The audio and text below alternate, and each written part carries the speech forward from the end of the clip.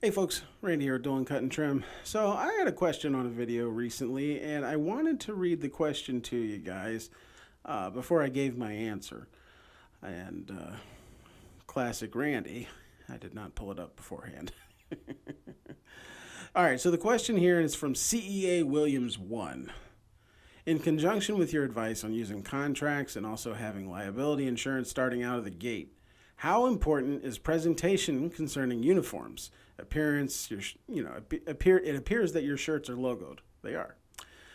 Vehicle appearance, etc. I'm starting out with my mower in my trunk and no logos or lettered shirts. Have you found the customers care about presentation? Thanks, Chris.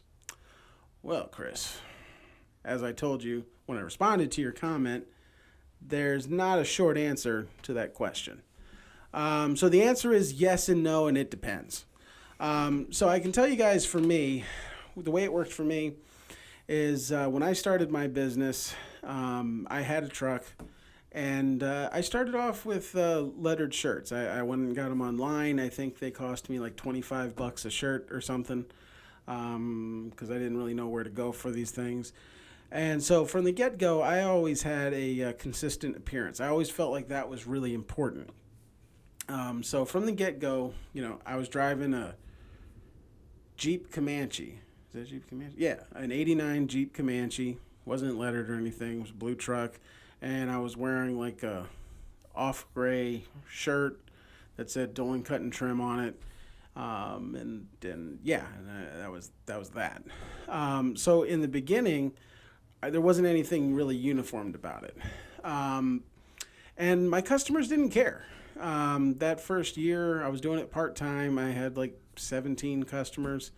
And no one ever said, like, I never had a single person turn me down because of appearance. I had customers that were in very low-income areas. And I had customers that, it was like, they weren't $1 million homes, but they were close. And no one ever cared. No one ever had anything to say about my appearance or anything like that. It was something that was strictly very important to me. Now, that being said, my second year in business, I went out to do a quote for a mulch job. And I pulled up, in my Jeep Comanche had been totaled. Somebody ran into it while it was parked outside my house. And because I'm a smart guy, I replaced that 89 Jeep Comanche with a 98 Dodge Dakota. And I pulled up to a customer's house, or a prospective customer's house, to give him a quote on mulch. And the guy looked at me, looked at my truck, and said, is that the truck you used for work? And I said, yes, sir. And he's like, no, I think we'll find someone else. And turned around and walked back inside. So that guy would not have hired you with your mower in the back of your car. He wouldn't have hired you. But a lot of people would. That's the only time I've ever encountered that. I was doing 100 customers by myself with that Dodge Dakota, and nobody cared. I had one stupid millennial come out and make fun of the truck, but other than that, nobody cared. So honestly, in my opinion, your appearance matters. But in the beginning, you just got to make money, man. And honestly, I'm probably wrong because I'm bringing my perspective into it. I think most folks probably don't care that much what you look like. Especially when it comes to lawn guys, because I think actually a lot of people kind of enjoy the idea of using a small company to cut their grass. Man, like some of the times, like when my Comanche broke down at one point, and I had a friend of mine, we were like cutting grass on the weekends. And I remember one time, we loaded up one mower and equipment in the back of my wife's van and the other mower into the back of his RAV4, and, ratchet strapped it. So, because it wouldn't close all the way, so ratchet strapped it in there. And we went from house to house like that. And, I should have taken more pictures of that, or any pictures at all.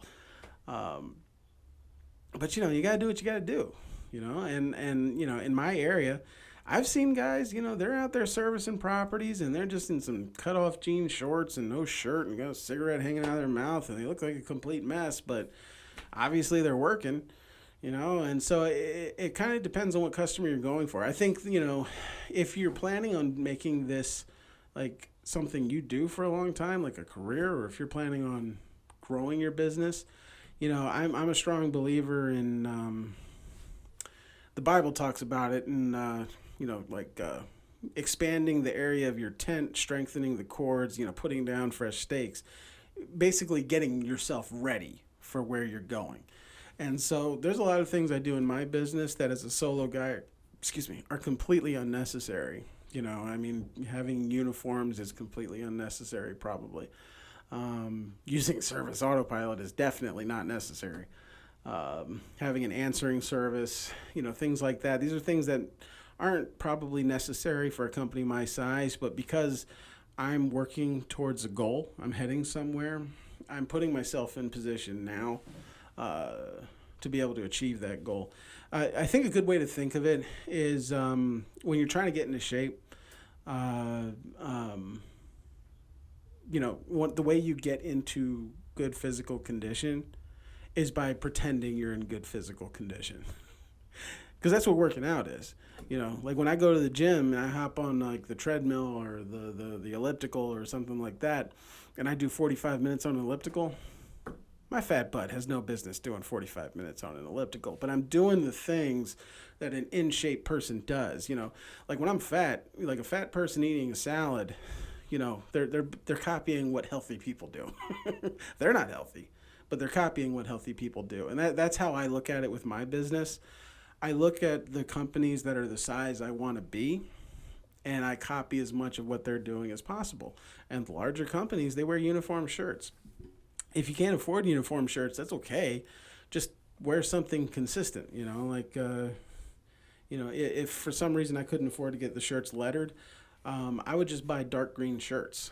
And I would always wear them with, I've got these like they're like khaki colored pants, but they're pretty thin and breathable. And I would just wear that, with a green hat or whatever. Just so if you can't afford uniforms per se, then I would just do as best you can to be as consistent as possible, because at the end of the day, you are going on people's properties a lot. And especially if there's stay-at-home moms or people that work from home or whatever, like you want them to be comfortable with you being there, because there's a lot of nasty-looking lawn care guys. So a real easy way to kind of differentiate yourself is just to be clean cut, shaved, and be presentable and consistent. So that's the long answer to a short question is, some people care, some people don't. Just do the best you can. There's always going to be customers out there that when I first started my business, there were literally people that hired me because I was brand new. And that was the only reason. I've got a customer that's been with me for 5 years now. And they hired me because they liked the idea of working with a brand new company. Somebody trying to get their feet off the ground.